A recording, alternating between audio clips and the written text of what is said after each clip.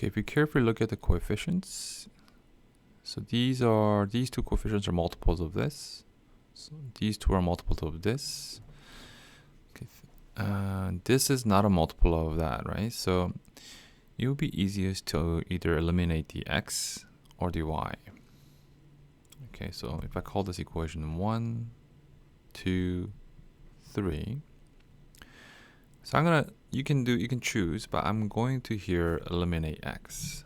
So I'm gonna get equation 1 times equation 1 by 3 and subtract equation 2. So I get 3x, 12y, 15z, 21.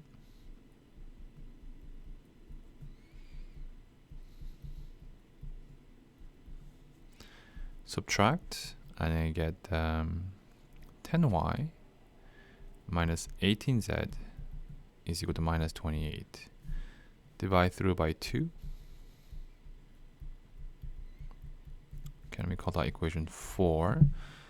And then I'm going to combine 1 and 3 now. Okay, so equation 1 times it by 2, subtract by equation 2.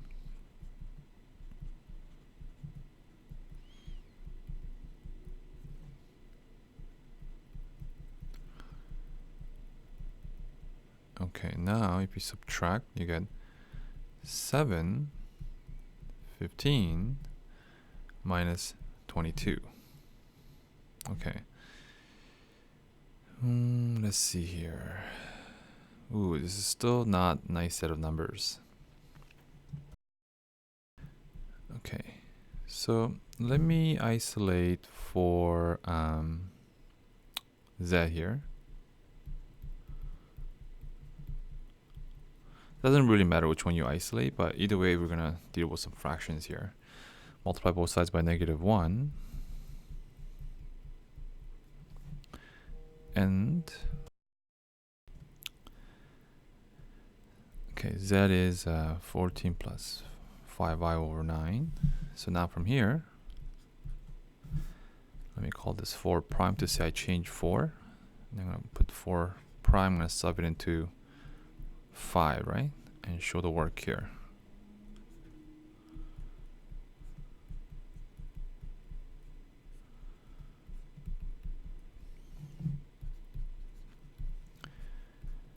Five times 14 plus 5y over 3. Multiply everything by 3.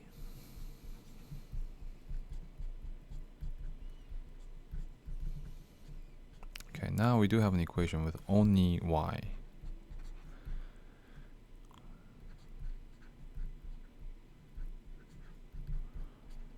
Okay, if you combine that, you get -4y.